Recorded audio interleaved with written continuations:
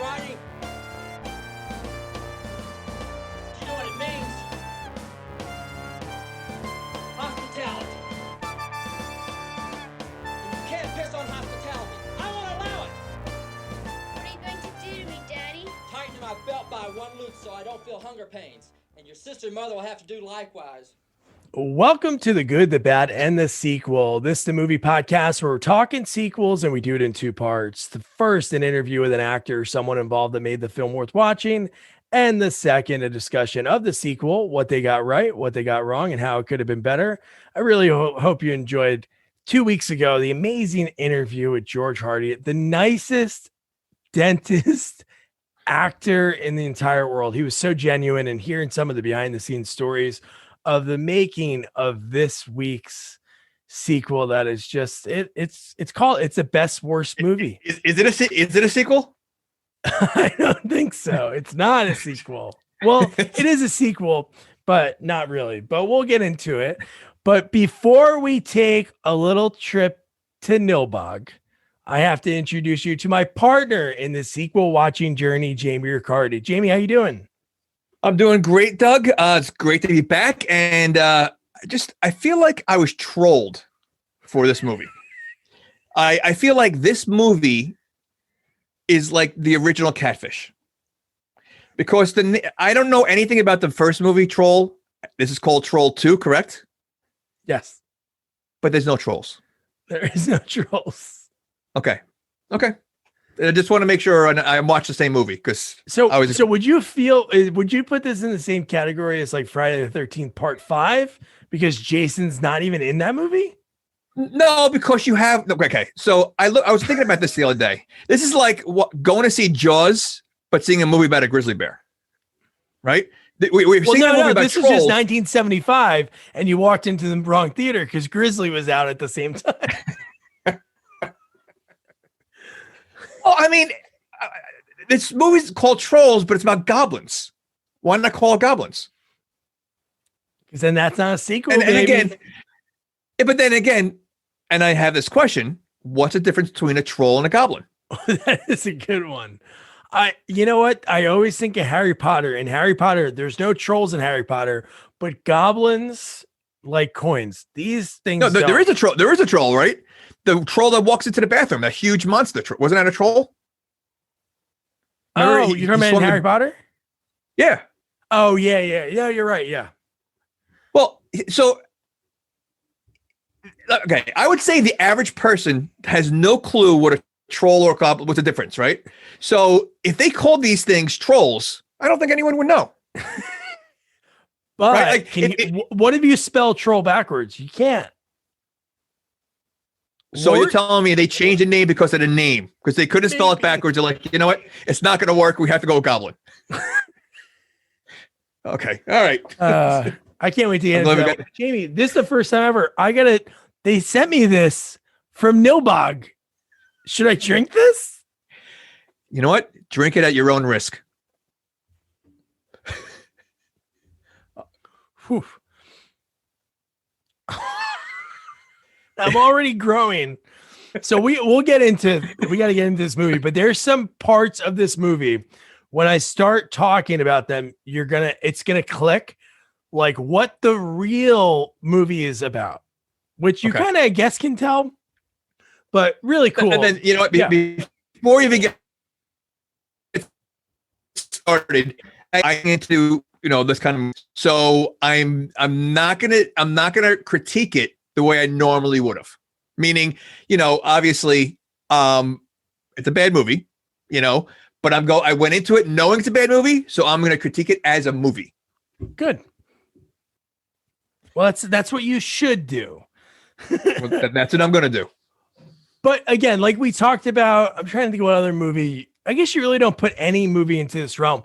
Well, I think the original Samurai Cop was a movie that everybody went for it, but the sequel, they're trying to recapture the gold. So with this movie, all these people were going for it. Like George said it, like they had it. The director was Italian, even though in the credits it's an American name. It's not Italian. They went to the script word by word. So that's why there's a lot of weird phrases that are used in this movie. Well, okay. So when you say go for it, you mean like they acted their hearts out kind of thing? Yeah, this is like their big shot. All of them. Okay. It's like their first big thing. All right. So there's definitely a lot of bad actors in this movie. But one person in this movie, to me, drove me nuts, was the absolute worst actress in the movie. However, she was going for Academy Gold. Like she was going for, and I mean, like she acted, but she wasn't that good. She was I hope it's not. We'll get when we get to there, that person. All right. Now, does anything about this movie anything at all with the first movie? Like, is the grandfather in the first movie? Is there nothing? No? So there's nothing at all. Nothing. If you see the troll, if you ever search like Trolls 2 gifts, sometimes the other troll shows up, like the real troll, because these are goblins. And yeah, they could have used him maybe in this movie, but yeah. Okay. All right.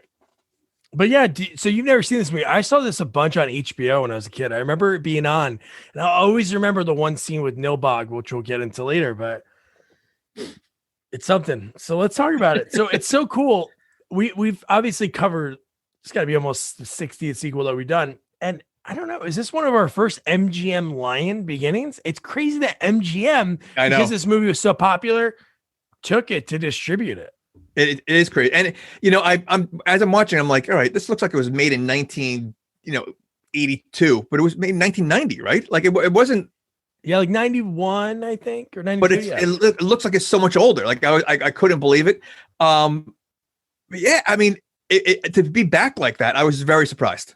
I was surprised. It looks like an indie, low budget, B movie, which it is. But to be backed by a big company like that.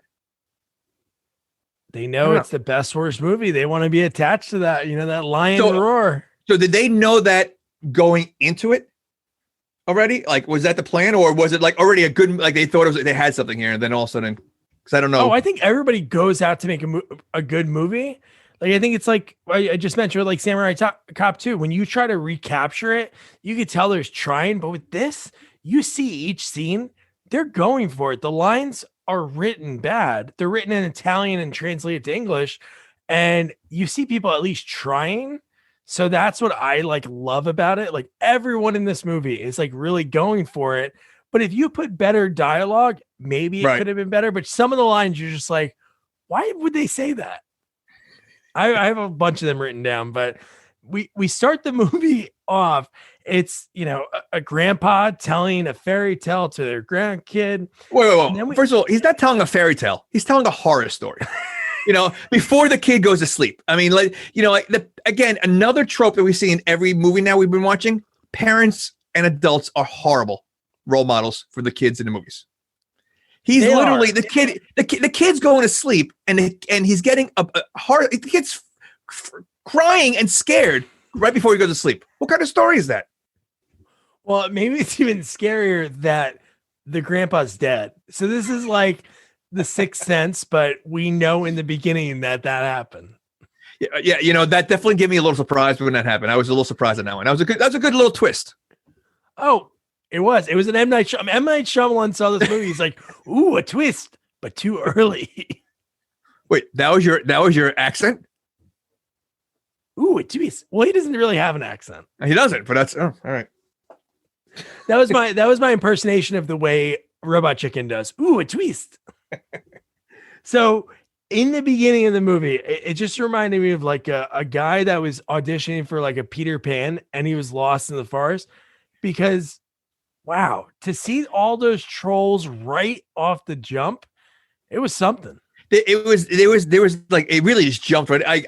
I didn't realize what was going on, and it jumped right into the movie. I'm like, there's nothing. There's like no credits. There's no title. They just started talking, and trolls chasing Robin Hood. Like I was thinking like Princess Bride kind of thing, and like it was just jumped right into the movie, like no hesitation. Did you notice in Joshua's room that it seemed like whoever the set decorator was, which I don't even know if they really had one, they just went to the local sports store and just got every pennant of teams. I understand if you're a baseball fan, you have all baseball teams, but there was a Dale Strawberry on the wall later in the movie We see like a Dwight Gooden poster.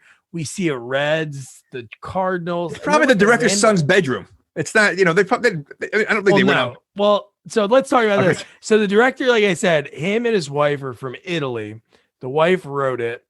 And the house, if you notice, the house is in really bad shape. Like when they filmed the movie, they went back to it in the Best Worst Movie documentary.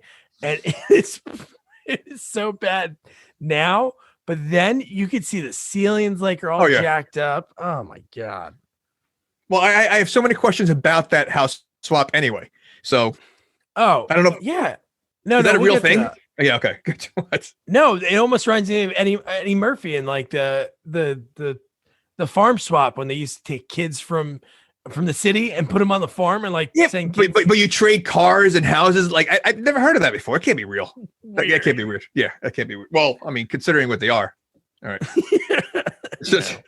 I love so back to the trolls or the goblins running. The way they run was hysterical.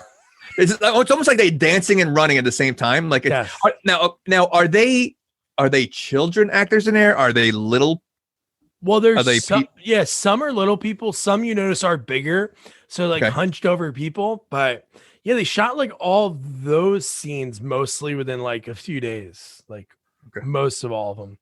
But no, they are definitely funny. And again, the director's name is Drake Floyd, and it's not that. It's not that at all. So wait, you don't think Drake Floyd is a big Italian name in Italy? I don't think so. Who's the Godfather? Drake Floyd. Ow. So then some random girl in the story that he's telling finds Peter Pan, and she starts feeding him this green yogurt. And I love Joshua, who has some of the best lines, and he was a big part of that documentary. I bet it was a goblin in disguise. Love it. What, the girl with the fake freckles all over her face? Oh, that was bad. Why does she have freckles? What? So stupid. Yeah, I know. It was so dumb. Was that Credence, who we'll talk about in a little bit? Was that Credence Young? Was that what that was supposed to be? You know what? I didn't freckles, but no, I don't think it's Credence. Credence is probably 5,000 years old. I don't think she was ever young. She doesn't look a day over 4,942. So the thing that there's so much to this, but so he eats the green yogurt, then he starts bleeding chlorophyll. He just starts bleeding it. So goblins are one with nature. Is that what it is? Because there's a lot of nature in this movie. Yeah, let me just get this out of the way for people that are listening. So the guy's wife, the director Drake Floyd, I should know his real name, but his wife wrote this movie because all of her friends were becoming vegetarians and she hated them. So she wrote this story. Goblins are the vegetarians. If you notice in this movie, everything has to do with vegetables. And there's lines in this movie when they talk about meat. People are spitting, almost vomiting. So that is the underlying theme of this entire movie. So this movie is made out of spite. This is propaganda. This is anti-vegan vegetarian propaganda. That is amazing. That's amazing. And now that you say the documentary, she's like, and I hated them. I mean, there's a lot of things you can do if you hate someone for what they like, but make a movie. I mean, it's probably a lot easier things you could have done. Yeah, make a sign. Don't hang out with them anymore. Or just I'm going to go to Utah and shoot a movie and spend money, a decent amount of money. That's correct. But you know what? Now looking at the movie with all the vegetables and everything else, it makes sense. It's pretty amazing. So you talked about it before, the house swap. We'll get into when we see the other family that the Waits swap houses with. But what does Michael do for a living that he can just stop working for a month? A month. And I guess the kids don't have school. Was it a summer? I don't even know if it was summertime. I would guess it was a summer. It seemed pretty hot. All right. So yeah, a month. Yeah. Well, I mean, they didn't live in a big house either. I mean, it's. That's what I mean. So they should be working. They need to work. Yeah, it's true. It makes more sense if they were like in a mansion. They're like, honey, but he does say so and so is going to take over my clients for the next month. So maybe they let George be a dentist. Where does this take place? Is it in the United States? Is it take place it's filmed in Utah? So no, but I mean, where it's in the movie, if you think about it, I think they kind of set it LA-ish, even though the house looks like it's nothing in LA, like the Waits' house, because he said, yeah, it's a big city. And there's a bunch of stuff around. There's a lot of things to do. So maybe it's that. I was thinking it was like another country. They always take like a month holiday. They call it a holiday. So I was thinking maybe that, but yeah. Well, exactly what you just said, because this is an Italian movie. Right. Translated to English. Yeah. That's probably why they did it.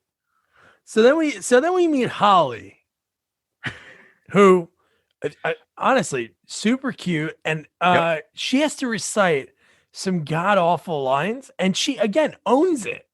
Okay, well, first of all, let's get back to Holly. So when we see her, first of all, one of the biggest special effects I think that we've had in this whole movie is sweat. There's tons of sweat throughout the whole movie. Now she's working out. I should say working out. She's doing bench press, right, in her bedroom with a belt, and maybe about 100 reps. All she did was bench press the entire time, and she's dripping wet, sweating. Who does that late at night? And it looks like it almost looked like it was a plastic bar. Like it looked like one of those toy like big kid things. And she's wearing a full Flashdance, outfit, whatever. Yeah, and then well, maybe Michael likes to keep the house hot. I don't know, but why would Grandpa's telling the kid a horror story just before bed, and she's working out like that just before bed? She's gonna sleep in her own sweat? Come on. The whole movie, every single person is dripping wet constantly. Yeah. So I love the first time that we see George Hardy, who's playing Michael, dude, the matching pajamas, top and bottom, his outfits in this movie, and he provided these outfits. All these actors brought their own stuff. I was gonna say I can see him wearing that all the time. Like I feel like the way he is totally the way he was. Even the kid though, the kid's wearing a collar shirt. How old is he? Like 8? He's wearing a collar shirt the whole movie. Who does that? Well, in Munchie, the kid wore a baseball uniform for a weekend, so maybe. Well, you know what? Think about it. Okay. So, how many days does this movie take place? Like in movie world? In movie world? Oh man, it must be they only slept one night at the house, so 2 days. All right, so 2 days. So they didn't change clothes in 2 days and then eat for 2 days. They had hunger pains. I laughed out loud at one line. One line. Well, there's more. There's a couple other lines that we'll talk about. But there was one that my daughter and I looked at each other and we started laughing. So wouldn't this raise a red flag? Would you ever want to go on vacation? Like, to me, maybe there's somebody listening that says, Doug, I just sit on the lake. I just want to live in a town with 26 people. That's frightening. Yeah, but it's like going in a cabin in the woods or something like that, away from everybody. I mean, it's a little different, it's a more quieter pace. I think, again, obviously they know the kid is a little disturbed. He keeps seeing his grandfather, so I think it was more just to get away. The whole swapping, fine. I could see it as like an Airbnb, but they also traded cars. Like, what was the point of that? Like, you have your own car. Why do you got to trade cars? No, they didn't trade cars, didn't they? Yes. No. He told him the Astro van.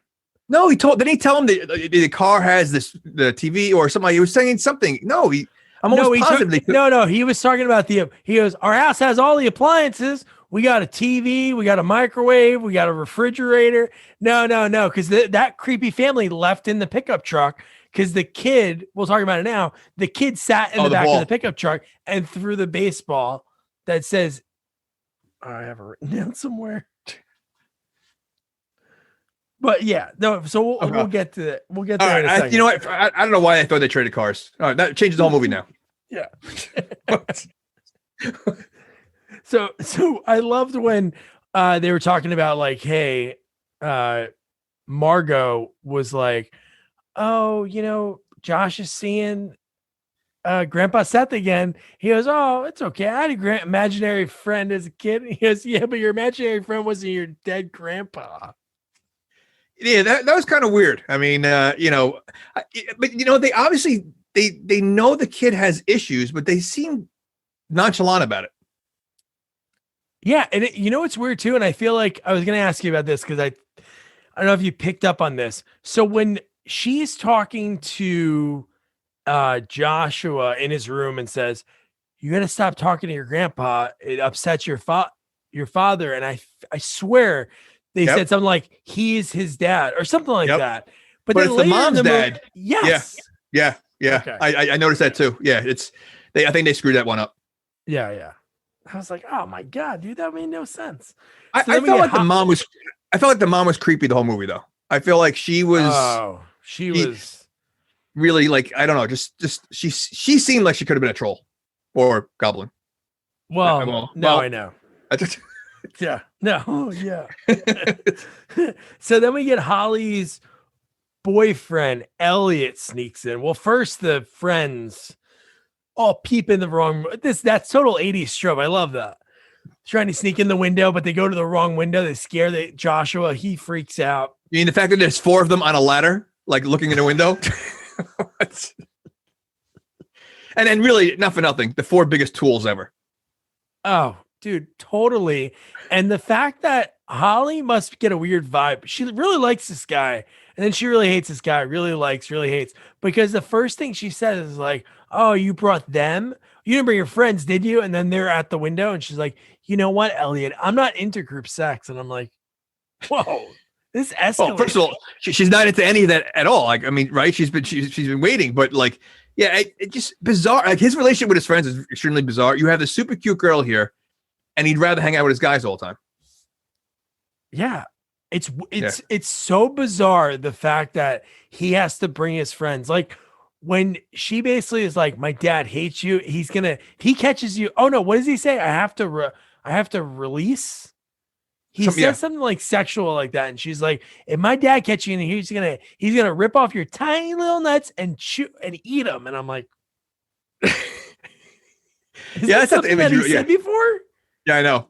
Well, the fact that she goes, my dad hates you. And then 2 seconds later, she's like, yeah, I'm going to tell you, Dad, you're coming with us for a month on vacation. Yeah. I'm leaving the next day. You're going to come with us for a month. And it's such the fact that the next morning he doesn't show up at all.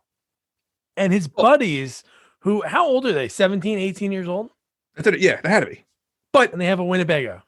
And how did they pass them up? Because they didn't show up. They left an hour and a half because they waited an hour and a half, yet they were ahead of them when they got there. Yes. Okay. No, that made absolutely no sense. And I'll mention this now. The fact that the whole time in this movie, I thought the Winnebago broke down and they just forgot to add the scene. Why didn't it move? Why didn't they ever drive? Why were they running miles to get to town every time? Well, there's a lot of questions. I mean, there's a lot of questions. Yeah. I mean, there's a lot. And how about like George yelling? Michael is yelling at the daughter about the boyfriend. She's like, if you would have waited another few minutes, and it was already he waited an hour and a half. Yeah. And then how about the mom? Again, she is a little weird. She's a little crazy. She's like, Joshua, sing that song that I like. I would like first of all, he was already, did he have the dream already? The heart? No, he has it afterwards. Okay. Yeah. So cause she was having the nurse breakdown by the boyfriend. So she wanted to come. So yeah, my favorite song, sing that song you sing. What is it? Row, row, row your boat? Row, row, row your boat. Yeah. I'm thinking there's like some like obscure song this kid sings and it's. Well, I was thinking they chose that song because there was no licensing and they didn't have to pay for it. That'd be my guess. I don't think they could sing like a hit song. Of all the songs, you can't make up a song. Like of all the songs, row, row, row your boat. That song I like. That mom has some really weird taste in music. She's like, what was their wedding song? London Bridge is Falling Down? Like, seriously. Oh, shit, man. That's funny. Doesn't make any sense. And how dumb are Elliot's buddies that he goes, so you're telling me, bro, that in this town in Nilbog, there's all these girls? Yeah, there's all these girls free and unattached. And they're like, yeah. None of them look like they've ever even talked to a girl before. No. Like, and even when they had the opportunity, they look like they could, So yeah, I mean, these guys, I don't know. Again, these 4 kids dropped everything. Did they know they were going away on vacation? No. So they dropped everything to go away for a month also. And how far away was this? Did they ever say how far of a drive it was? It seemed like they're probably in a car for a while, but it can't be. Okay, but even so though, like for a month, you're going to go away again. You just drop everything. So here's a huge burning question that I have to ask. How did they choose the Waits family to be involved in this whole exchange? Like, really? Did he look it up, because you have only 26 people in town. They have a family of 4. So I guess you had to make it even swap. But how did they pick them out of all the family 6 hours away? Oh, well, that's the town that does a swap. You think every town does a swap like that? No, I don't think any town does a swap. I was just trying to think of like how they chose the Waits family. Like, was it because of Grandpa Seth knowing? Did he know too much, or we saw the whole town in the barn, and there didn't seem that there were the only children were the Waits. So yeah, I think that was the only option. Oh. But by the way, the entire town, they do look like goblins without the costumes. I know. Especially the sheriff. Yes. So then we have Joshua, like you mentioned, he has the nightmare in the car. Everybody turns on it. One thing I really do like about like the directing and the camera work is every time they do this really weird camera angle where they get almost too close, and it really is freaky. There's a scene later in the movie when they get really close when all the people in the town are like hovering over them, and it looks so good. Here, when they're like turning and looking at him, and then they all turn into goblins. I think the kid did a very good job. He's a young kid. First of all, I didn't realize how young he was. Like when he was being read the story, I'm like, this kid seems a little too old to be scared of a horror story. But when you see him outside with his family, he's tiny. He's a small kid. So I think he does a good job. Of fear and everything. I think he did a very good job for what it was. He was probably the best actor in the movie, besides the goblin behind me. No, and then one thing that's sad, his name's Michael Stevenson. He was so disappointed because they didn't obviously get it released in the movie theater, so he got the VHS for Christmas, and he was like so excited for like this is his big break, and he watched it and he was like, "Oh my god!" None of them saw it before it came out. It's not like they had a screening or probably sent him copies or anything. It was just like a huge surprise. Could you imagine like I'm sure he's married with kids now. Like the first time he shows his children like this movie. They're probably like, it's like showing like when I got excited to show my son an Atari game and he looked at me, he was like, Dad, really? Like, can you imagine like the kids, what the movies they see today? And then they say, Dad, look at this movie. And they see him in this. They're probably like, so embarrassed, because they're stupid kids. What do they know? Or they look at IMDb and they see it's the best, worst. Like it's so hard to make the best. It's just as hard. It's like in a horse race. It's just as hard to really come in last than to come in first. Like, to be the best, worst movie, it's impossible. It's so crazy. So let's. I want to break that down for a second. So how can you be the best of the worst? Because if you're the worst, you can't be best. You're the best worst. You're the best loser. But you're the worst. If you're the worst person in the world, you can't be the best worst person because now you're not the worst. Like, how does that work? It works. Okay. It just works. So yeah, so when the goblin dream's happening, Joshua's in the back seat and he's like turning into a tree. And in the back seat is leaves, green blood coming. And one thing that was cool, George told me that not many people kept things. And Josh, like even as a little kid, like felt like, hey, I should keep this. So he has all that stuff, like still to this day, which is cool. You think he has like in a shrine, like in his house, like hell yeah, I would. Oh, that's awesome. Yeah, dude, that one's so cool. So then we see Grandpa Seth, who is one of my favorite. I love him in this movie. I think he's so good because he is going for it. Like every line that he utters, but when he's the hitchhiker and the kids, could you imagine if your son or daughter said, "Dad, pull over"? Would you really stop? Again, this is about the bad adulting. He basically ran away from his family multiple times. They haven't noticed half the times. Now they clearly see that's not his grandfather, and they allow him to run to a stranger on the side of a road who's hitchhiking. How bad parenting is that? It's horrible. And he was there for a while. It wasn't like he was there for 2 seconds. And then they finally backed up. It was like he was talking to him because then he said, "This is a bad place, little one. It even gives me the creeps." It's so stupid. And then I love it's a homeless guy, and he like looks sort of like him, but he's like pretty angry. But the fact that Grandpa Seth is able to do this magic, he's I wish we knew more about his backstory. How did Grandpa die? Did they explain that? No, they don't. But that would have been good. How about a prequel? Well, explain how he died. Why does he know so much about goblins? How does he have all these powers? I mean, he's a big part of this movie. We know nothing about Grandpa. I know they should have done just a little exposition. Maybe if the goblin people said something, he says a little bit, but it's nothing like that really does anything for the audience. Unless maybe it's all the kid and it's all in his mind, like Fight Club. It is.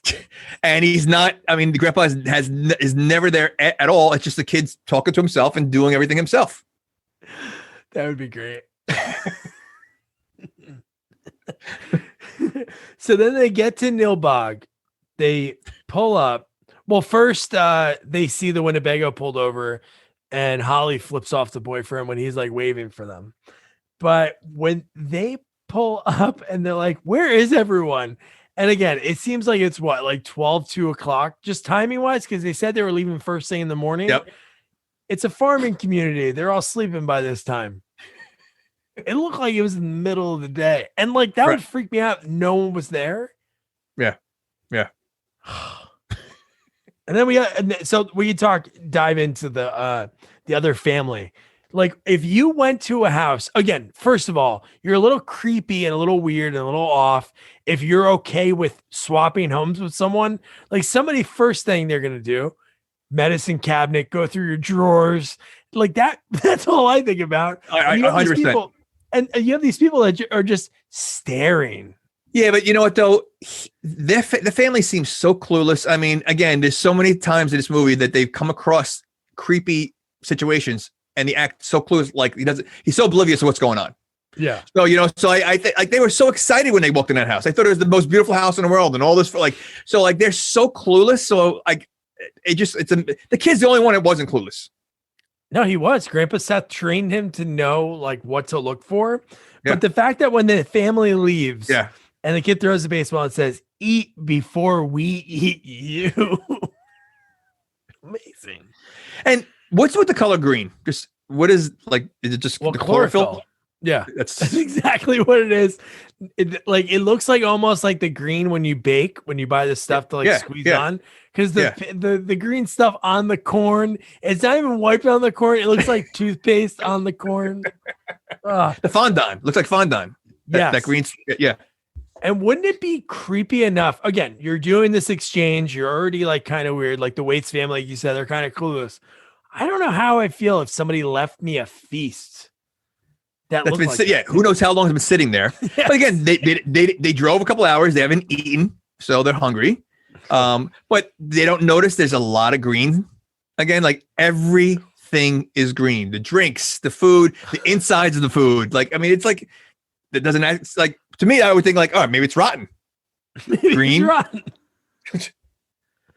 Yeah. But they seem very hungry throughout the whole movie. Well, they are. If you really think about it, yeah, they don't really eat. Well, okay, so let's go. So you're swapping houses. I don't think you're swapping food either. I think if you're swapping houses, you're going to go to the supermarket yourself. You're going to bring your own food. You're going to eat their food. Like that seems weird too now. Yeah, wouldn't you? Yeah, like I wouldn't trust any open containers. No, we would have brought our own groceries with us. It's like going to a shore house. You bring your Yeah. own stuff. Come on. Yeah. Maybe they never went on vacation before. That's why they go for 4 weeks, because they haven't gone. Kids, I want to make up for the last 15 years of your lives. We haven't done much at all. God, I love that. So then Grandpa Seth is at the window and he's telling Joshua about the food. And he's like, don't let them eat that. Eat it. Do whatever you must. Oh. Okay. So first of all, what do you say? You have, what do you say? You have 5 minutes? You have 30 seconds. And then Okay, Grandpa 30, Seth 30. shows the power that he has. He makes everyone freeze. Okay. Which, by the way, they struggled so bad freezing. They did a great job. Oh, they did a great job, but they all struggled. You could see the shaking of, But okay, so he gave him 30 seconds, which turned out to be about 10 minutes of him deciding what he was going to do. And out of everything he could have done, like basically just knock a table over or he decides to piss on it. That's his answer. Like, that was his answer. That's the only thing he could come up with. Like, wouldn't you smack the food on the floor, throw it? You had 30 seconds. There's plenty of time to ruin everything. Yeah, wouldn't you just wouldn't you grab all of it, throw it out, run outside, toss it, and then be like, oh my God, it disappeared. Yeah, right. No, peeing on it. That was his answer. Now, did they see him pee on it or they tasted the pee? Oh, they definitely saw it because they George utters the line, which we'll get into. But again, this goes to the writer hating vegetarians. So she's like, I will have little boy pee on it. Like the fact that he stood up on the table and you saw him start to go down with the zipper. Oh, and again, so he peed in front of his family. How weird is that? Like, so that makes it even worse. It is weird, but it saved them. So, and the fact that when they're throwing all the plates out and stuff, they're like talking about how soggy and smelly the food is. Oh my God. So clearly you have a kid here who's talking to his dead grandfather and now pissing on the table when they're eating. I don't think a 4-week vacation is what this kid needs. If I'm his parents. He needs 4 weeks somewhere in like a padded room. yeah, he does. But how the parents they ignore it. They just the best part's coming up. The line I like. Yeah. So let's talk about it. So when he picks him up and he's like taking the kid upstairs, and I love the fact that the creepy family that lived there before put signs on the doors with the kids' names. Yeah, that's what they do when you do swap house. Swap house. Swap house coming this fall. ABC hosted by Tom Arnold. I guess Tom Arnold could do that, right? He's probably swapped houses with people. Yeah, he looks like he swapped houses. Swaps wives, houses. What? But what line was it that got you? When he takes his belt off. Oh no! When he started messing with his belt, and the kid's like, you could see fear in his kids, and then the kid's like, "Dad, what are you gonna do?" Then he said, and he goes, "I'm gonna tighten my belt so I don't feel this huge hunger pain or something." What did he say? Yeah, I'm gonna tighten my belt one belt loop so I don't feel hunger pains. And your mom and your sister have to do that too. I like when he says, and you can't piss on hospitality when he's going to each door, and then he knocks the door open and throws the kid on the bed. Oh my God. But literally, they made it look like he was gonna whip that kid so hard with that belt, and the kid's feared. So I was dying when he said that. We laughed out loud. It was pretty funny. Oh, I love that whole part. That's so great. And one thing that's cool is after he leaves, when the kid's looking around the room, some really cool on the walls. Again, the goblins that we see later don't look like it, but the cool goblin artwork that we see on the wall there. Then I think it's at the general store later in the movie. Like, again, these swap house people, wouldn't they want it to be like a surprise? Why would they just leave those photos up? Oh, because I don't know. Well, that's a challenge. It's a family portrait.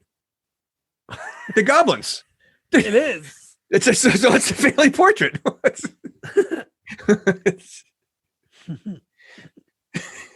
So then we get Arnold. So Arnold, we get cut to the window back. This scene is so when Arnold goes outside to smoke the butt, he sees this blonde girl that's clearly running like in distress. And the first thing he thinks is, let me run, chase her, and tackle her to the ground. She's screaming. Her clothes are all disheveled, and look like she might even have some blood on her. Yeah, and he's yeah. That's again. He's probably the first girl he's seen. They probably go to old boys school. seems that way. I- Or he really believes his friend that much that these women are free and unattached. And hey, if you see him, grab him. And then she talked about, oh, you're human. And he goes, I'm very human. Want to see? What does that mean? Like, what do you think he was planning? Penis. Oh, okay. All right. Take it right out. But I do love, man, I love the fact when Arnold sees the goblins and she's like, they're over there, and how tough he is to them. Not phased one bit. No. He was like, what are these things? Or something like that. Like he said something so stupid, like you have these monsters that are staring at you, a bunch of them, holding weapons. I mean, looking like that. And he's like, what are these guys? Like not phased at all. And then he acts all tough. And then after he yells at him, he walks away like he's like, yeah, I just told him my business. He almost says like, not like you stay out, but he's like, you guys leave her alone. And you see the one just like, he's like, he like looks, and then he just pulls the spear, throws it, and it's like, ah! Spear. It was like a tree trunk. It was like a skinny tree trunk that he threw at him. I love that. Everything about that is so great. And then they rip it off, and then they run to an old church-looking place. But red flag: if I walk into a church, what I think is a church, and I see a bed with red sheets on it and there's just like plants everywhere, why would you even continue? Or bottles that smoke coming out of it, or like, I mean, like it looked like a laboratory, like it looked like a seance or something. Like, yeah, I mean, there was a lot of bottles of smoke in that throughout the whole movie. One, actually, they even do a zoom in on it. There's like a 30-second zoom in of watching the smoke pile out. What do you think's in that stuff? Well, it could be the Fountain of Youth that we see later, but it's got to be some kind of goblin. Maybe it helps the goblin with, like the one behind you. We're on video and Jamie on Zoom, he has the goblin and it has really bad baggage. So maybe it helps get rid of that. A little of that, a little ice cube. Maybe it's a little aroma. Cause I mean, I'm assuming goblins smell. Well, that's not it. What if a goblin's listening? They should start using deodorant. I mean, just saying.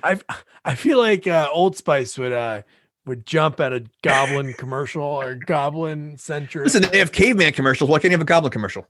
They should, Jeez, get on it.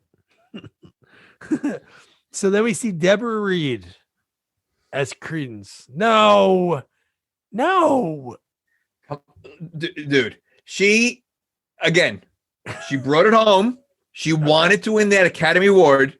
Yes. She wanted that trophy so bad. She acted her ass off in this role. Unfortunately, I think she should be finding another career because she's not. I didn't think in this movie. It was almost like she was doing a play. Like it was like she was at an off-Broadway play, and that's how she was acting. It was almost like her voice again, like you kind of mentioned before when we made the joke about like her being really old. She was speaking like she hasn't seen people really, and she's from 5,000 years ago, because just the way she enunciates it. Yeah, but she was just so old. Like it literally, like you could see like the actors in this movie really trying to act. I feel like when she was acting though, it didn't fit the way the other ones were acting. Like I feel like she was so over the top. Like it felt like I was watching a play, because obviously with the low budget kind of look to it. Yeah. But when she was on screen, it looked like she was like on a Broadway play, and that's how she was acting. I couldn't take her too much, but she brought it as much as she could. So oh hell yeah! And she worked the hardest, but she was the worst. So the fact that you're getting chased by goblins, one throws a spear at you. You go into this creepy church with the first thing that you accept, like a drink that is foaming over, and she says it is filled with all the vegetal properties on earth. See, vegetables everywhere. It's just like mocking people that eat vegetables. Well, again, it's another woman. He hasn't seen women, so he's again he hasn't seen women in probably forever. And now he's seen two right away. He's done. Well, again, this Credence version I'm not a fan of, but later, So how about the Yeah, girl? I mean, based on her hygiene, I wouldn't really do much with anything she gives me. Oh, I know her cracked. Oh, the makeup again. The obviously it's a low budget, but for what it is, for the time period, like I think I think the goblins look the way should it be a burlap sack, but I think they look decent for what their budget is. I don't know what it was, but it was 21 days. They were eating like stale pizza. The tree, when he turned into the tree, that was pretty good. That looked cool. I think that was cool. The guy, I mean, listen, the masks and the goblin, I mean, oh, I don't think it was great, but I'm saying for what it was, yeah, it like I fit guess with the movie. I think it could have been like a lot worse. And her makeup looked so it grossed me out, like around her lips. Oh yeah, it was so chapped and like, ugh. Yeah, hot stuff. But in the other version of her, I rolled the dice. But I love that after they both drink it, why can't I move? Arnold can't move. The girl's like crawling up the stairs and she turns into Jello. Jello. Yeah. You know what though? I'd rather the Jello than what he turned into. Because I mean, would you assume once you turn to Jello, do you still feel anything at that point? No. Now, I have a question about him. So he turns into a tree, right? We're not there yet. Yeah. But how does he get in a pot? I guess she pots him off. They cut that scene. Oh, okay. All right. I don't know if the pot grew also from the potion. But it was crazy that I remember that not traumatized me, but as a kid, I remember seeing him in that tree with everything on his mouth. Like I saw this movie like I was 7 years old, probably 8 years old. I remember just being so freaked out at that whole part. You know what? If you're watching it like at that age, at the time it comes out, it can be extremely creepy. You know, again, that's what makes it better watching it now when you're like, oh my gosh, like it's just so ridiculous. But it's for that time. I mean, I think he looked pretty good. Like, the thing sticking out of him, that was pretty good. Oh, hell yeah. And I love his line. They're eating her and then they're going to be eating me. Oh my God. Classic. And then here's my favorite joke of the movie is coming up. When Holly's working out, another workout montage when she does the eyes. Is that a workout? Is that part of a workout? Well, I wouldn't say it's working out. It's like a dance workout that they basically just said like, do whatever. It was filler. They needed filler. And she's wearing a Garfield Aries like astrological sign shirt, and she's just like dancing like whatever. And maybe they told her like, hey, we'll just leave the best ones in. They left them all in, every single one.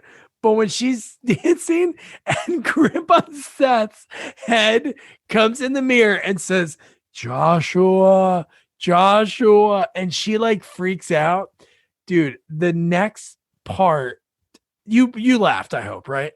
Which part?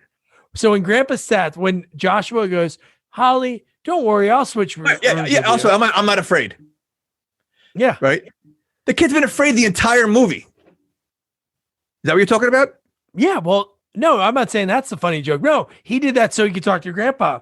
But when Grandpa goes, when Josh was like, Grandpa, you went to the wrong room. And he goes, sorry, I still have to learn the layout of this house. Yeah. So great. I love it, man. It's just so Well, Grandpa's definitely a peeper, though. I mean, he's constantly peeping in mirrors, windows, doors. He's definitely a peeper. He's Jason Voorhees. Yeah, he's. But this is the line that changed it for me. Like we talked about earlier, it seemed like Michael was Grandpa Seth's son. But here's when he goes, don't worry about your dad. I always thought he was a good for nothing. And I'm like, wait, They forgot about earlier in the movie when they made it seem the opposite. Yeah, I agree. Now, okay.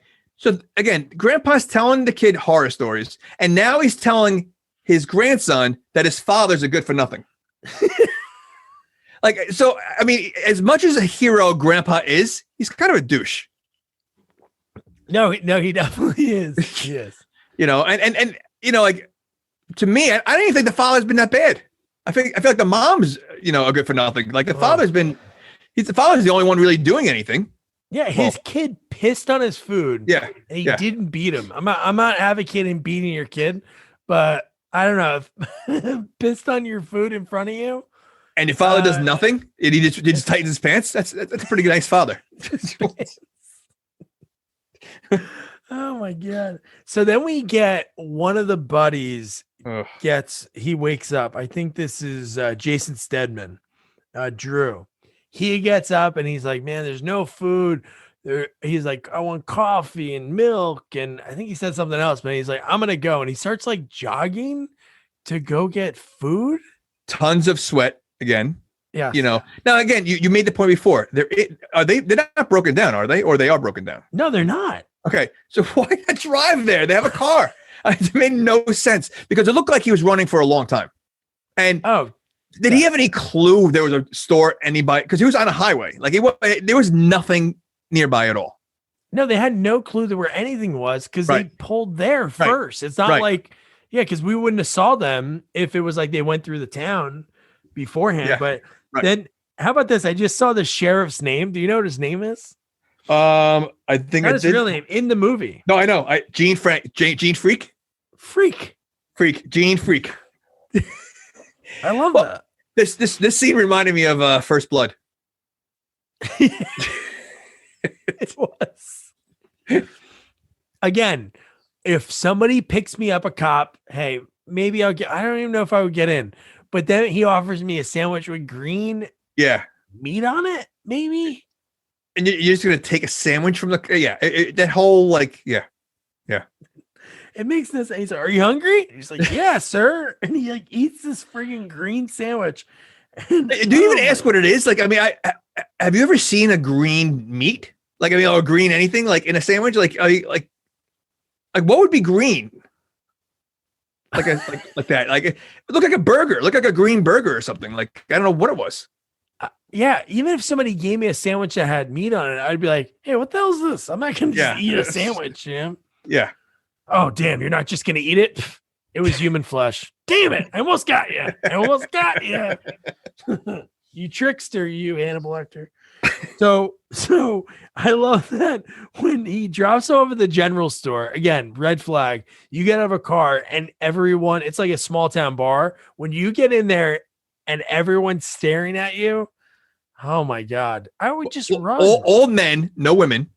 Yeah, nope. And very few women in town. Very few. And the pause, like they not even just staring, they weren't moving.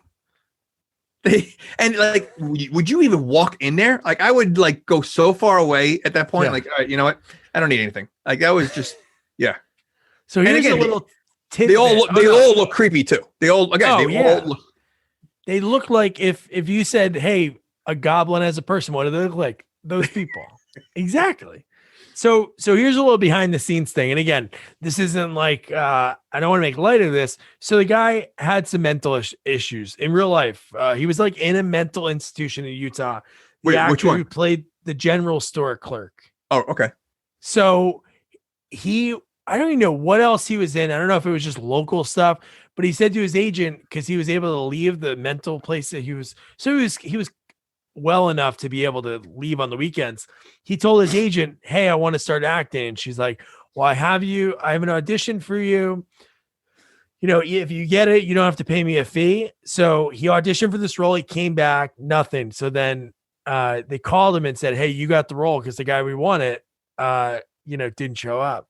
But dude, this guy is so freaky looking and the way he acts. Wait a second. So you're telling me you have all those extras. You couldn't take one of those guys that were in the front that were standing there to be you had to get someone that was in a mental hospital to be the actor? Yeah, I don't know. He said it was like a mental institution. Okay. You had 16 extras outside staring at this kid. You couldn't use one of them? You're like, how? Like, why would they? Unless they not? I guess they didn't pay him. Then did he do it for free? No, he got paid. He just didn't pay his agent a fee. But I don't know. Nobody could have nailed it like he did when the kid goes, "Do you have any? Do you have eggs?" And he goes, "Yuck." And his face when you first see him peering through the back, dude, he's scary, man. Was there anything in that store besides milk? No, that's all There it was nothing. was Nilbog milk. Okay. Lumpy milk. Oh, when the mom earlier pours it out. That was gross. Yeah, that was gross. Even the green stuff like grossed me out. Like seeing that, it was Yeah. like green's that color. I don't know if it was blue. Maybe I'd be like, man, I'll give it a shot. Green. I don't know. I wonder if they got what show was that?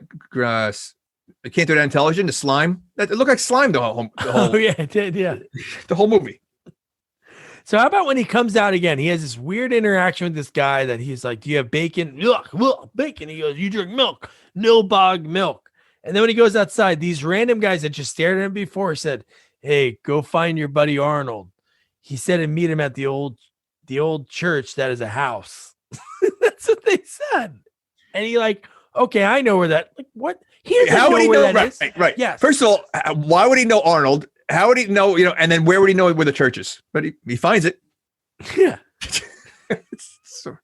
So well, again, it is a town of only 26 people. So how big is a town really? No, that is true. I guess they could be like, hey, if anybody else comes, that's probably my friend Drew, And one funny thing is Drew throughout this movie, he has a logo on his shirt for a lot of it. And then he lost it. So he told the director, like, hey, do you have another one of those shirts? Can you have somebody go get it? And they're like, no. So he had to go out and buy his own yellow shirt. It didn't have a logo on it. So there's like within like scenes of the movie, he has the shirt and then no That's awesome. logo on the shirt. That's funny. This is great. So then he goes to find Arnold. Arnold turns into a tree. And here's another funny thing. The director didn't like the actor that played Arnold, Darren Ewing, because he complained a lot because he was standing in that thing for hours upon hours. So if you notice, he has like this mouthpiece that was like so he made the mouthpiece so shut he him up. couldn't complain. Yeah. That's awesome. That is amazing. That is amazing. Like unbelievable. That is amazing. That's awesome. So then really right from there, Well, nothing happens in that scene, right? Does Creed he show up yet? he takes the thing off his mouth, right? Is that? And he starts dragging him, but he doesn't have the energy. But he starts talking normal. As soon as he takes it off, it's like everything's okay. Yeah. Like, first of all, I'm assuming that grew like all over his face and everything else. Like, I would think that like peeling it off is like peeling his part of his body off at this point. But it was only like they made it look like it was just like a little mask, but like that should have been part of his body. Everything else part of his body. No, that's true. Like if a bigger budget, he would have probably had no lips. Yeah. And then the next scene is when we find out everything about it. But again, if like while you're watching it, like when I mentioned before that the whole like underlying theme in this movie, like there's so much of it, like you might almost get it. But the fact that when they're looking for food and like no places are open, it's Michael and Joshua, and Michael just somehow like, where was that vegetable book? Just sitting on this chair? And Hey, let me read this. the vegetable book looked like it was like a book you'd read to like a kindergartner. Like it was like one like a little side, and he just happened to fall asleep right there. Once again, leaves the kid alone again in a strange town. Again, bad parenting. And listen, this kid's afraid of everything, but he does a lot of exploring. He's not. I mean, like that's why I think I really feel like the grandfather wasn't real. I think the kid was all in his head, and he had an alter ego kind of thing. Well, the family sees Grandpa Seth at the end of the movie.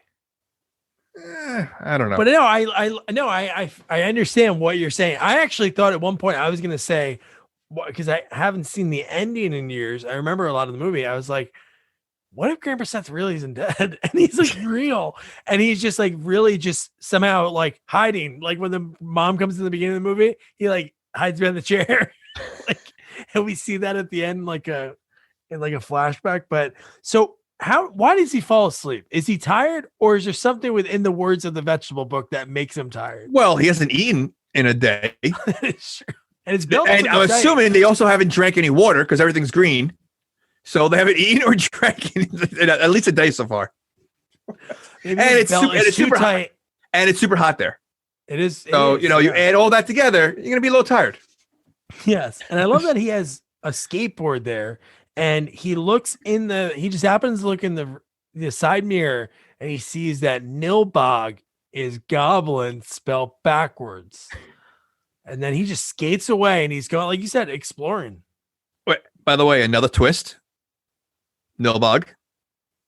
I didn't know that. What? That's goblin spelled Yeah. backwards? Did you know that when you first saw the movie? Oh, no. That's why that scene was so cool, and I always remember that when he's like... That's what I'm saying. It's like this movie has, you know what? They had some creativity in some areas. I mean, like, so like that, the grandfather being dead, you didn't realize it. Now Nilbog, that was pretty creative, you know. So I give them credit for that. So that's why they had these goblins, because we were going to call the town Lort. Well, Nilbog sounds much better. Yeah. Okay. You wouldn't have a town with a double L. It's not like it's llama. There's no llama town. Like, actually, no, there probably is a town with a double L. So then Credence, comes over. She wants to bring dessert. She actually tells Arnold and Drew, like, "Oh, I'm gonna bring our new neighbors the thing," and she brings over dessert that says, I think, "Welcome" in like green letters. But walks right in, like doesn't knock, doesn't, and then again, the mom doesn't seem phased. Like she's startled, and then she's like, okay, like nothing. I have a theory that the mom ate or drank the milk or something early in this movie. And you think she's like kind of hypnotized kind of thing? Like I think so, because there's a scene, we'll get into a scene later, that she's like totally not the way she is earlier in the movie. So I feel like she already like changed a little bit. But I don't know how I'd feel as a parent if some male, female, goblin person looked at my daughter and says, appetizing. Well, maybe the mom is a goblin and killed the father. And that's why he knows so much about this. Maybe Grandpa Seth's, holy crap. Maybe his wife was a goblin. See? And the kid is a goblin. Whoa. See? There's a That's something. That is something.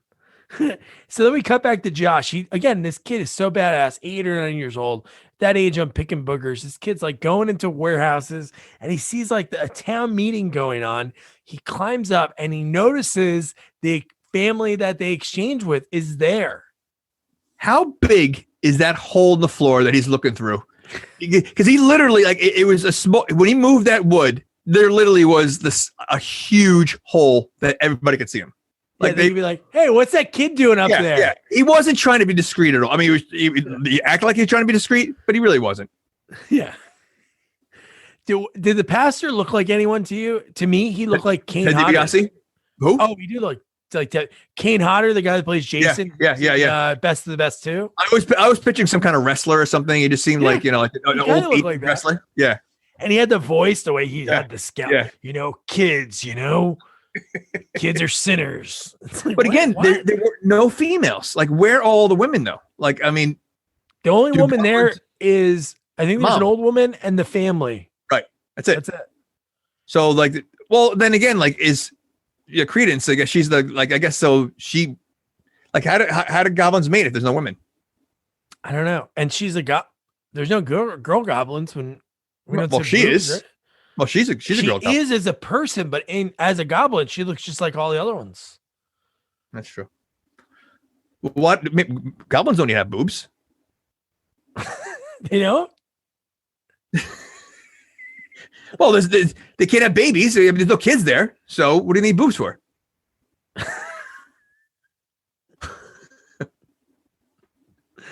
Oh my God. unless the goblin behind me is a kid, because he looks a little different than the other ones. He could be. Maybe when you're a kid, I don't know. Like that one, look at the eyes on that one. One really big, one really tiny. Yeah. It looks like nipples. Whoa. So how about now that I told you about like the whole underlying theme of this movie, how about when the pastor, I don't even know if he really was a pastor, I called him that, but he kept talking about like all like, they eat all smelly kinds of meat, sausages, yuck, smoked carcasses, yuck, beef. And it even says, and they have smelly bladders and stinky excrement. And I'm like, oh my God, like they didn't even try to hide it anymore. It's like in your face, vegetarians suck. But but again, without knowing what you said, I had no clue what was going on. Like, I'm like, why are they so against all this stuff? Like, I couldn't figure it out. Obviously it's funny now, but it made it, and especially the end of the movie. Now I get it even more. But it didn't make. Like, I wish there was a way that they explained it a little bit more, because I had no clue the fascination with it. It was just so weird. And like you said, like the hole in the floor again, it was huge, but how low is that ceiling? Because when Josh knocked his skateboard over and it falls, within seconds, that made me jump a little bit. The guy's hand is covering Josh's face. Yeah. And they take him and they're like, dude, okay, this is like, all right, not cool, man. It's not cool. It's definitely not cool. And then they're trying to force him to eat ice cream. But, and then again, here comes bad parenting majorly. Now, he walks in as they're trying to force feed this ice cream to him, right? The father. Yeah. He's surrounded by how many adults in a creepy barn or whatever, and the father's okay with that? He was so okay with that. Like he didn't flip. Like, imagine that. Like your son is like and he's screaming, and why was he okay? Like, because they started talking normal. Like, I don't know. That seemed very like. Yeah, at first I thought that he was just trying to do it because he's like, oh, I'm outnumbered. I'm in this town of 26 people. It'd be 26 on one. He had a normal conversation with them. No, I know that. I thought he was just doing that to get out of there. But then on the next scene, he like totally like disregards his son. He's like, oh, come on, Josh. They're just being nice. And it's like, what? They were trying to force feed your kid green stuff. I don't know. Yeah, I know.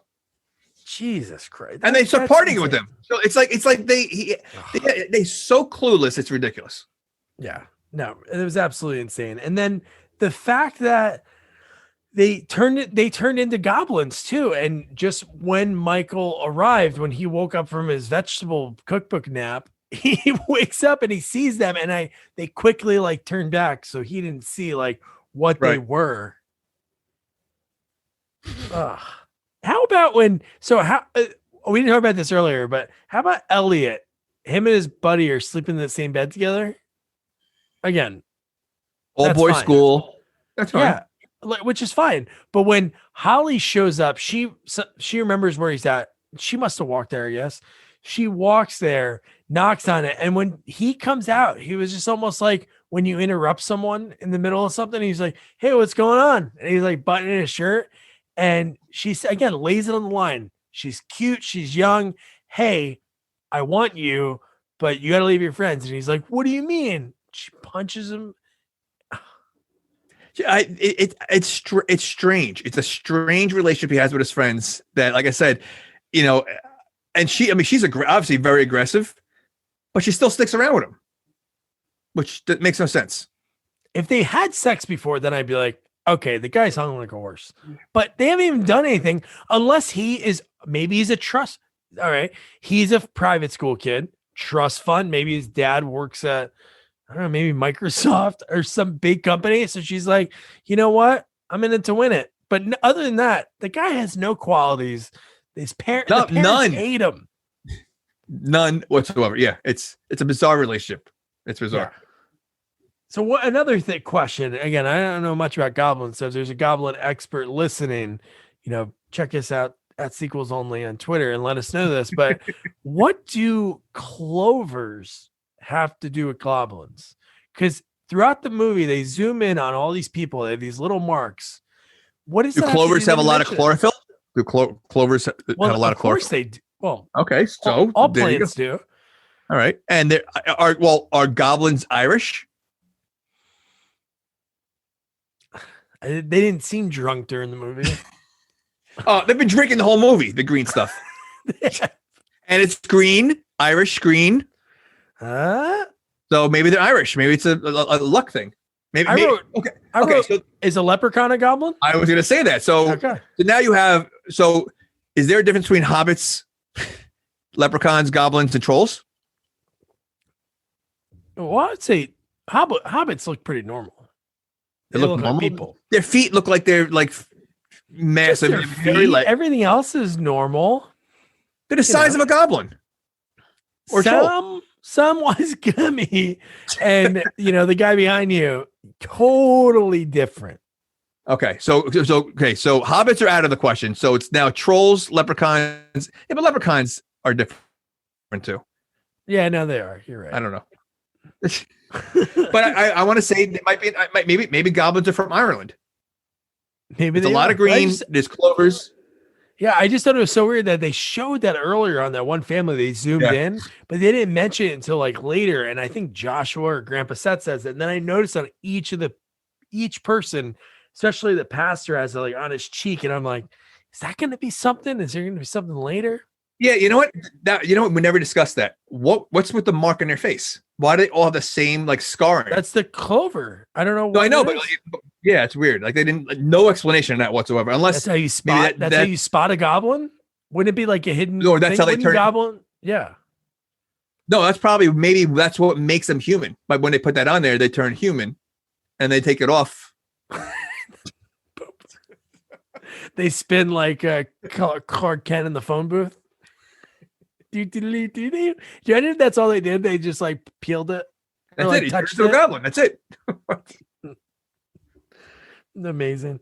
So then we have so Michael shows up and he makes sure to give Elliot a piece of his mind. And then again, they were like, choose you have to choose. And then he goes, I choose you, Holly, and then tells his buddy, like, hey, I'm out, leaves his friend who he just bunked up next to. And Michael is like fine with it after he just like said, like, hey, you made us late. I don't really like you. And then, all right, let's go. How about the fact that their two friends have been missing for how long now? They haven't even thought about him one bit. I know. Again, they've been gone for a long time. Yeah. I'm trying to think in movie time, how long has it really been? That's what I'm saying. Like it had to be. I think you might be right. It might be a weekend, like maybe 2 days. It had to be at least 2 days because it was nighttime. Oh, but you know what? Arnold was lost right away. He didn't make it through that first night because the first night in the morning was when Drew wakes up. And I think they even mentioned Arnold, and then he goes for the run. So it was probably 2 days. It was probably especially Arnold. Arnold's been gone for 24 hours. That's what I mean. There has been no talk about either one of them since they left. And the other one just went to get milk. Went to the store. Yeah. God damn. Jesus. So then we get Credence shows back up to go. She catches Drew trying to drag out Arnold. And then she uses a chainsaw to grind up and chop up Arnold to feed to Drew. But he was laughing. I know. Why was he laughing when she was doing that?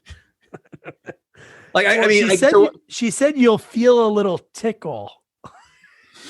So when you're telling me when you're cutting that trees, like it's like fun for them? Because he was literally laughing. Like, I would think like screaming would come out, but he was giggling. It was more of a giggle than a laugh. If a tree falls, shut up, tree.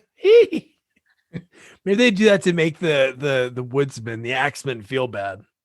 He's like, man, Teddy, I can't keep chopping this tree down. It's just darn cute. Keep doing it.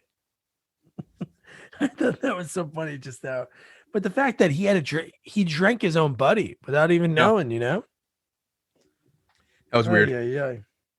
So here's the part that I was talking about earlier that I was alluding to, like that Holly, Diana was already like something, because when they show up at the house, all the cars are in, they walk in, and the mom sounds pissed drunk. Yes. So maybe it is Irish to goblins. She was like, oh, Michael, look at what they've done for us.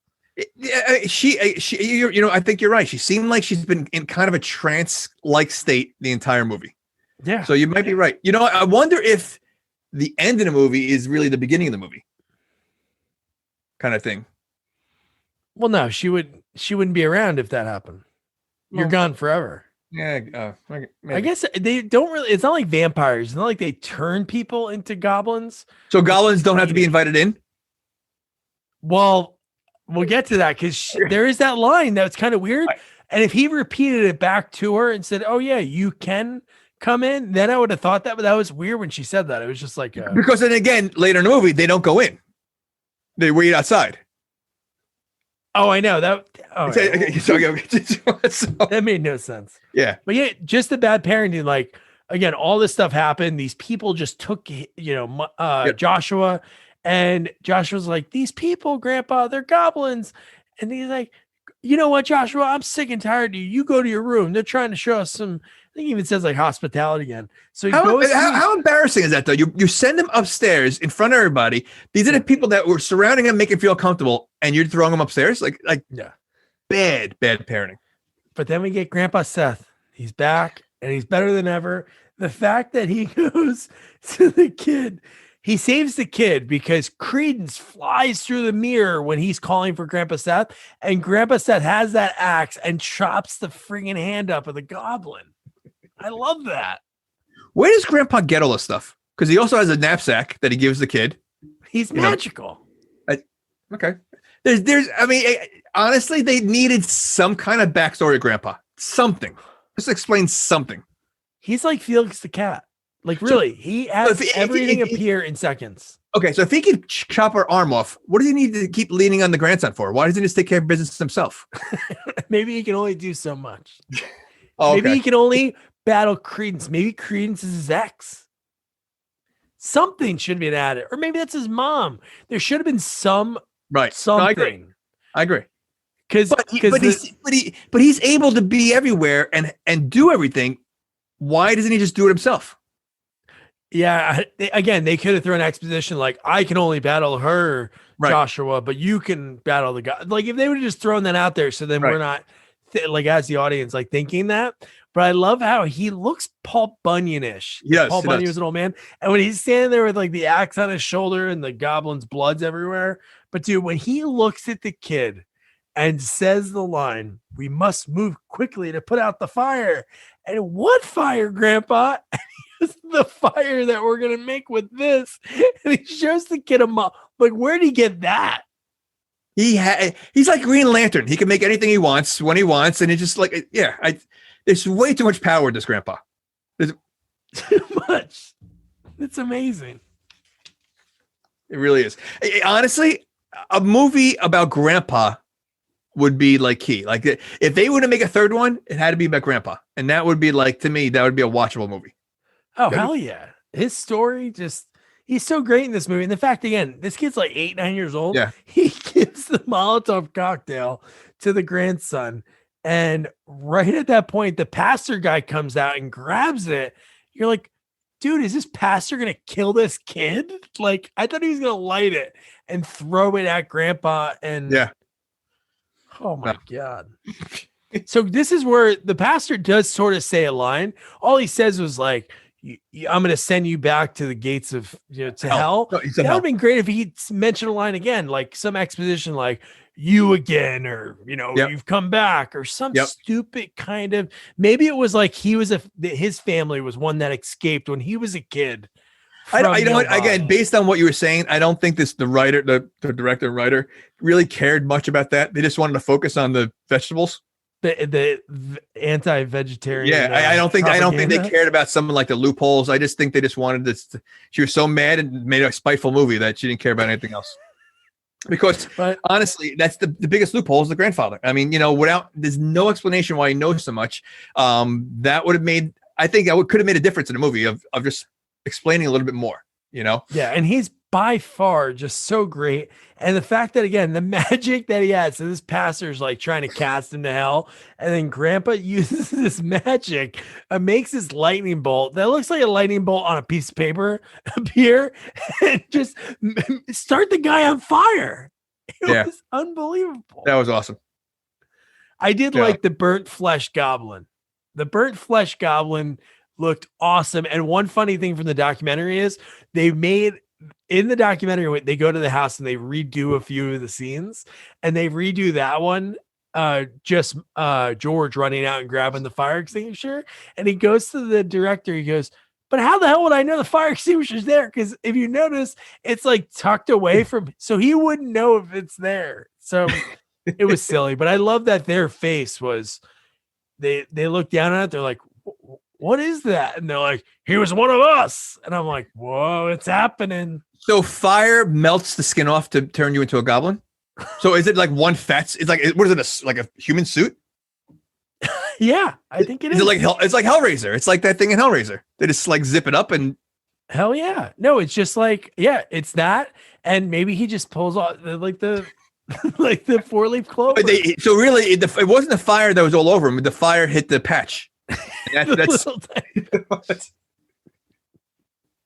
and then they friggin' when they surround the family, like again, right at that point, and they are like not moving. It's like really for like the seconds. slow walk back, and they all like converge together, like they all like hug each other. Meanwhile, they totally forgot about the kid because he's still upstairs, so they're not even thinking about that at all. Well, no, he's outside. He was outside with Grandpa. Oh, but he's separated from them. He wasn't. Like he wasn't. So like they're not even thinking about like they're all together except the kid. Like how about like call him over. So then we cut to Credence, where somehow she makes the sun go down. How does that happen? Oh, she's the Goblin Queen. The Goblin Queen. That's a hell of a title. Well, Goblin Mother? Like she's something. She's the Goblin. I like that. No, I think she's they call her mother later in the movie. Yeah. Right? Oh, I think so. I think they say like mother of the God or some weird line. But this whole scene coming up, I don't understand. It doesn't. I don't understand. It really makes no sense at all. Like it was almost like I don't even know like what's the purpose. Like it really like was there anything in the documentary about it? No, there was nothing about the documentary. All George said he didn't know what was happening with the corn on the cob, like what could have been happening there. But dude, she is in the scene. This is the only thing. Like I asked him like if people kept things from the movie. Like he didn't keep the vegetable book, but a bunch of fans mailed him it, which is cool. Deborah kept her this outfit, like this corset. And dude, how was that the same person from earlier in the movie? I know it's makeup and the way people are dressed, but va voom. Okay. I need to address this. So she comes in there, and I get it. The kid has never seen a girl before, and she walks in there, and the way she looks and everything else. But I'll tell you right now, if I'm that kid, and I see her pull out a thing of corn on the cob, I'm not thinking we're eating it. Wait, I have to stop you before even that. Even that, you can be the horniest kid in the world, but if I'm watching TV and the TV cuts off, and then I see the footage of what seems to be outside of my Winnebago in 1992, I don't think I'm going to answer the door for anyone. Again, she's smoking hot. But again, maybe that could be a try. I don't know. I'm more okay with that. And you're pulling out that big corn on the cob while I'm like laying down, kind of like in a bad way. I'm thinking this is not going to go well. Yeah, I'm just saying, like, it didn't go the direction I thought it was going to go in. But in my mind, I'm like, no way. Like that. I love when she like caressed her thigh with it, like on the camera. I'm like, is this sexy? I don't know. I was thinking about it. It was a whole weird. And then they're eating. Like, was there any? They didn't talk about the corn. It was just because it's vegetables. There was like. No, the dumbest part was it's a piece of friggin' corn. I know what corn can turn into when you dry it out and you do the process. But when she goes, "Do you like corn?" He goes, "No, I like popcorn." They start making out, and popcorn's everywhere. I mean, like he's choking on it. It's coming out of his mouth. Like, what was the point of that scene? Like, I don't like. It had nothing to do with the movie at all. And he didn't die. He was alive at the very end. Which, if he died, maybe it made sense. But again, the corn on the cob, popcorn everywhere. The corn was still intact.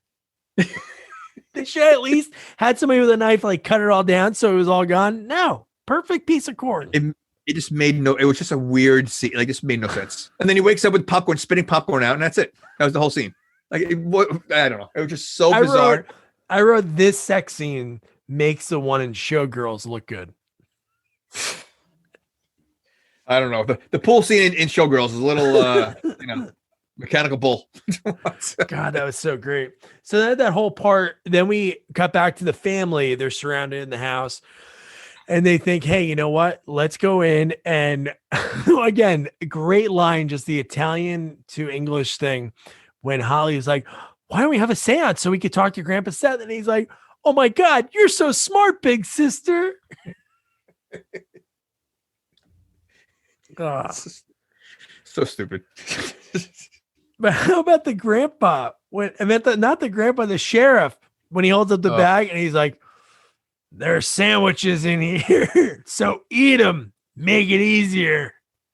Again, like, watching this movie, not knowing the background, I'm like, what is going on? They really, I in a way, I wish I knew ahead of time, because it would make the movie a little bit more understandable and, I guess, enjoyable. Like, not understanding why he had sandwiches in a car, why he had sandwiches in his bag. Like, it made no sense. I'm like, what is going on? It was so bizarre.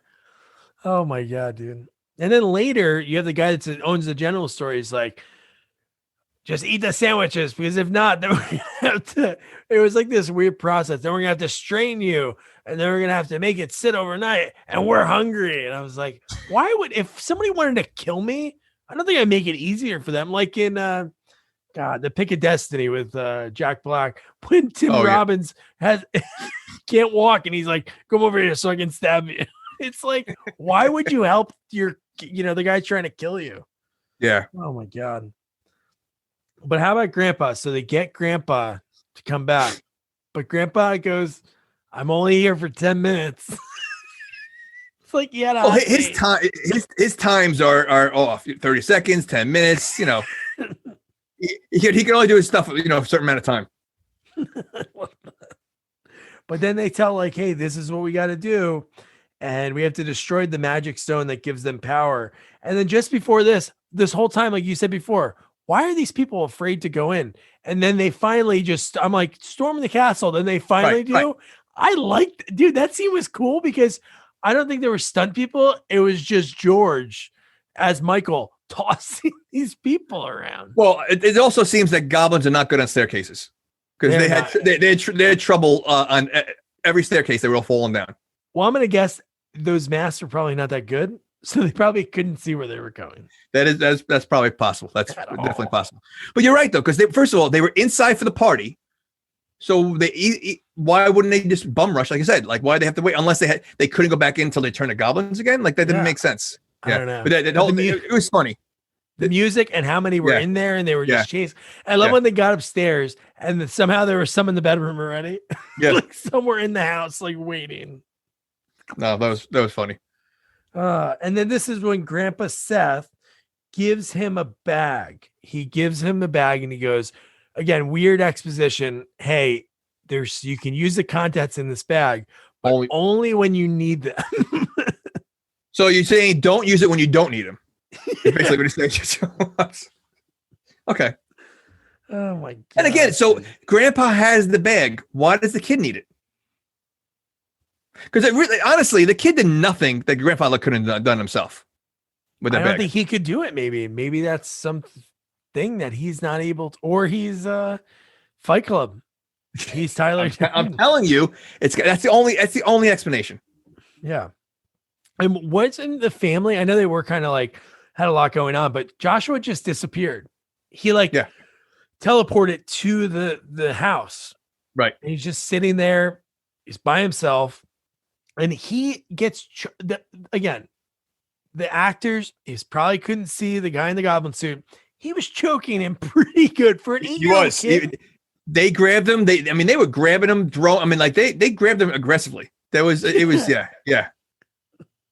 Like, holy crap, man. I love that. And the fact that oh my God, what did you think was going to be in that bag?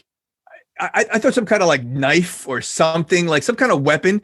I would say if you gave me 500 choices of what would be in that bag, I could come up with 500 different things that possibly could be used to go after the goblins.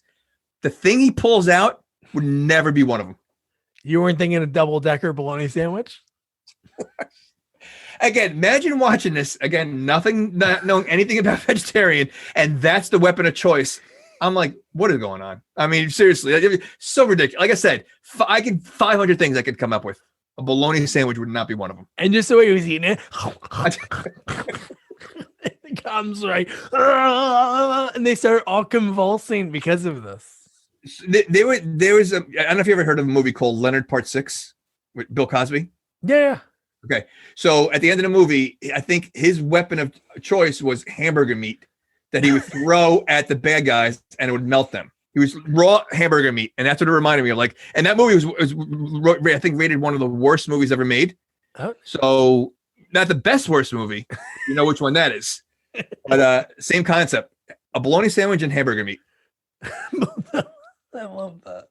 It's so great. And then Joshua puts his hand on like the stone because he's trying to like, somehow break it. The family comes and he just tells them like, come on, put your hands on it. Only the power of goodness can destroy these monsters. And then we get more lightning, more convulsing, and then boom. And then we just cut to the family pulling in their driveway. Yeah. And it's a happy ending. Or is it? Or is it? Yeah.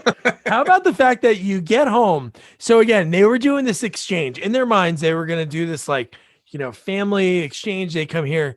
What kind of family would just, when she opens the fridge and just a bunch of, before even that, Holly goes to Elliot's house and Michael, again, what day is it? It's going to be like he goes, I'm going to go in the office now. What? You're off for a month. What? Office. I'm going to take a nap. I'm taking a shower. They just had a battle with goblins, and they're acting like nothing happened. Like everything's okay now. Yeah, they're just swallowing it, and one day they're gonna crash. They don't look disheveled. They just look like they just came back on vacation. Yeah, really. Like it was like that was the best vacation we've ever had. That's what it looked like. They're like all relaxed at home now. That sounds like a John McClane vacation. You go on vacation, kill some goblins, have a little party. But no, just the fact that everybody leaves and then they go in the house and all that's in there for this family they thought was going to come live in their home for a month was apples. A lot of apples. Yeah. It was just insane. And then back to, I don't want to but you know what, though, David, think about it this way. They're house swapping with the other family. This is the first time they've done it. The other family had a feast. They only left apples. That is true. So they don't know what they're doing. What would you do? You come out one day, you look over your neighbors, and there's like different people in the house. You'd be like, "What the hell's going on?" And they're like, "Oh, how you doing? I'm gonna be living here the next month. We swapped with the Carmichaels. Yeah, we're gonna be here now." I really wonder if that's a real. I mean, I've heard of going like Amish country, and you can stay at a farm, and you wake up early, you work on the farm, and all that kind of, in like Pennsylvania. But the swap houses, it's just bizarre. I mean, I'm sure it happens, I guess, but it's just weird. Yeah, no Amish is living in my house. I'm not swapping with the Amish. They'll take all my electricity. You don't need this. So then they're eating the apples. Josh goes to his room. The mom says she's going to take a hot shower. And in his don't room, forget, the apple is the first thing they've eaten in 3 days. Yeah.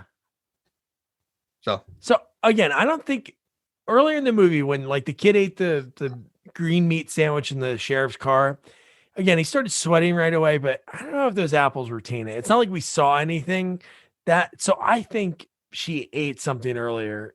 But anyway. You know what? Oh, you just made me think of something. So how about the fact that they're missing 3 other kids that never got addressed? I mean, they all came home. The boyfriend came home. The friends are still missing. Holy shit! Yeah, I just like when the first thing Elliot says, when Holly's like, "I just want to lay down," and Elliot's like, "Dude, I gotta go talk to Arnold's dad." This is a guy that couldn't leave his friends for anything. They've been missing for 2 days. He just forgot about him. Like I just thought of that. What if this was his plan? He didn't know how to break up with his friends to be with his girl. He set up the whole family swap and had them killed. There you go. He's a goblin. See?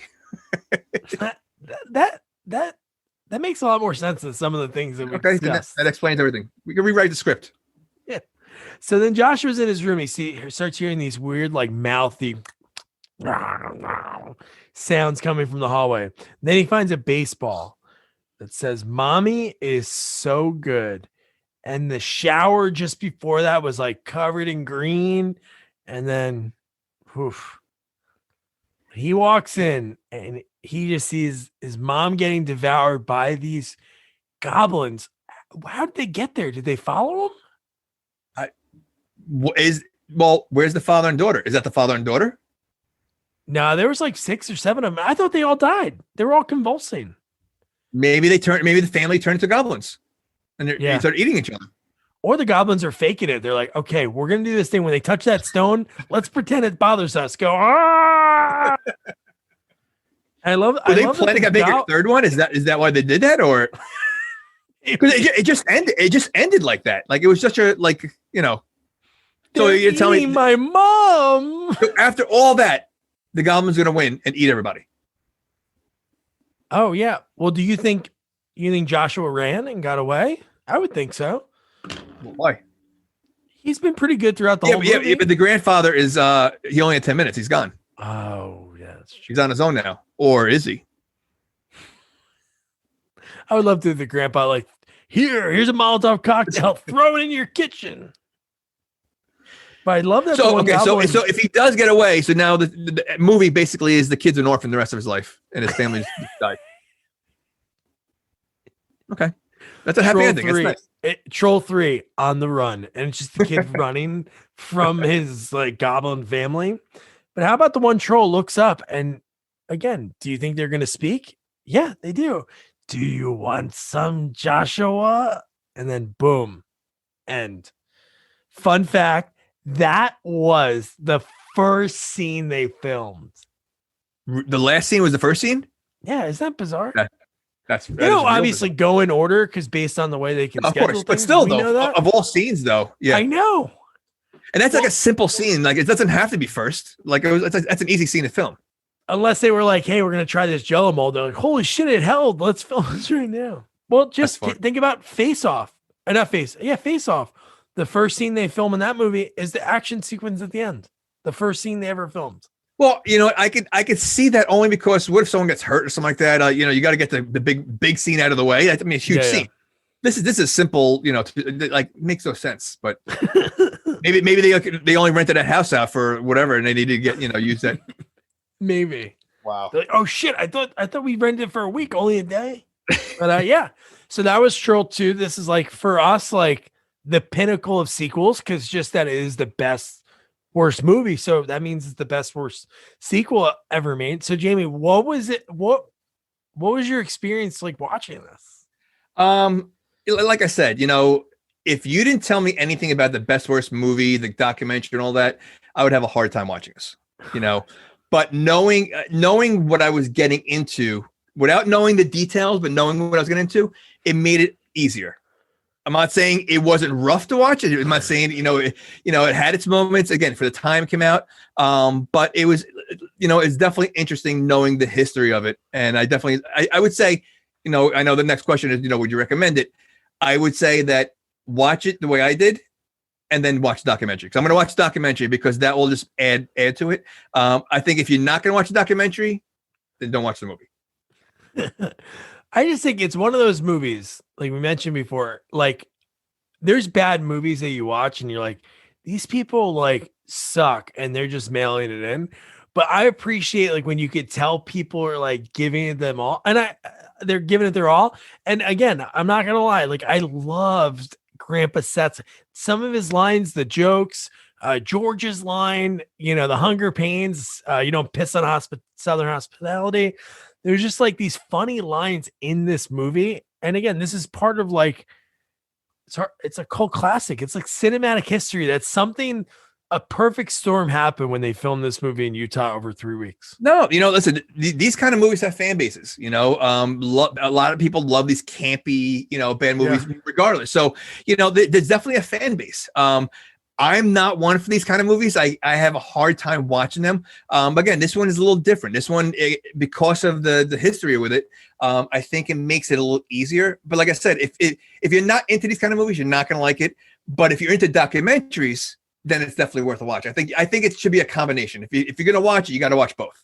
No, you got to watch it. And they're both Troll 2, HBO Max, I mentioned before. And on Amazing. Tubi, the best worst movie is free. So yeah, so that is Troll 2. That we are leaving Nilbog.